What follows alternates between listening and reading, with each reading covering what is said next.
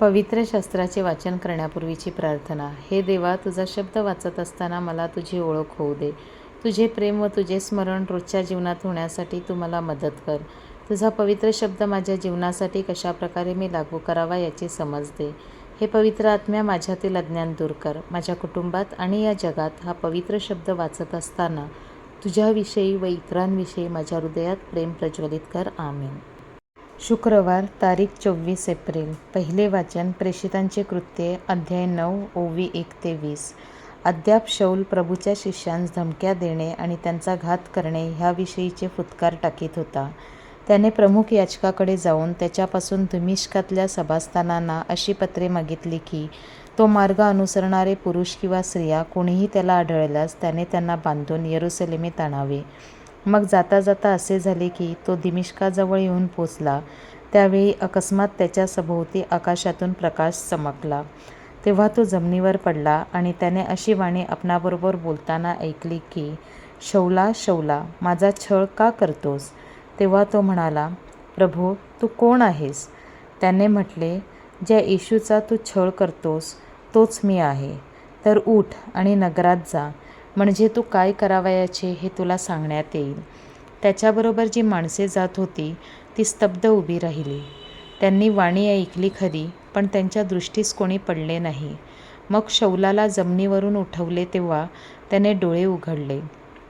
तो त्याला काही दिसेना. तेव्हा त्यांनी त्याला हाती धरून दमिश्कात नेले.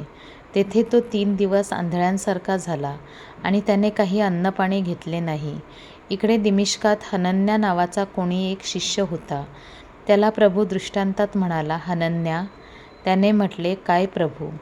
प्रभू त्याला म्हणाला, उठून नीट नावाच्या रस्त्यावर जा आणि यहुदाच्या घरी तार्सकर शौल नावाच्या मनुष्याचा शोध कर. कारण पहा, तो प्रार्थना करीत आहे आणि हनन्या नावाचा एक मनुष्य आपल्याला पुन्हा दिसावे म्हणून आपणावर हात ठेवत आहे, असे त्याने पाहिले आहे.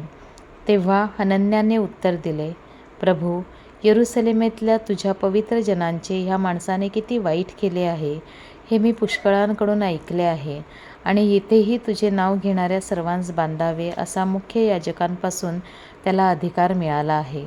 परंतु प्रभूने त्याला म्हटले, जा, कारण परराष्ट्रीय राजे आणि इस्राയേलाची संतती ह्यांच्यासमोर माझे नाव घेऊन जाण्याकरिता तो माझे निवडलेले पात्र आहे आणि त्याला माझ्या नावासाठी किती दुःख सोसावे लागले हे मी त्याला दाखवेन.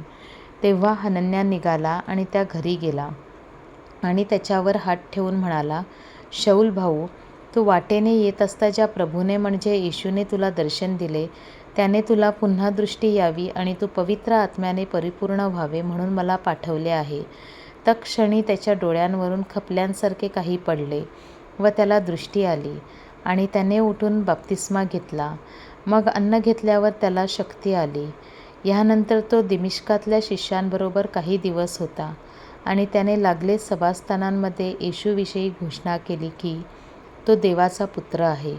हा प्रभूचा शब्द. देवाला धन्यवाद. प्रतिसाद स्तोत्र. सर्व जगात जाऊन संपूर्ण सृष्टीला सुवार्तेची घोषणा करा.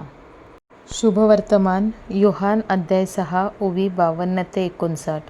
यहुदी आपसांमध्ये वितंडवाद करू लागले आणि म्हणाले, हा आपला देह आम्हास खावयाला कसा देऊ शकतो? ह्यावरून येशू त्यांना म्हणाला, मी तुम्हास खचित खचित सांगतो, तुम्ही मनुष्याच्या पुत्राचा देह खाल्ला नाही आणि त्याचे रक्त प्याला नाही तर तुम्हामध्ये जीवन नाही. जो माझा देह खातो व माझे रक्त पितो त्याला सार्वकालिक जीवन प्राप्त झाले आहे आणि मीच त्याला शेवटल्या दिवशी उठवीन.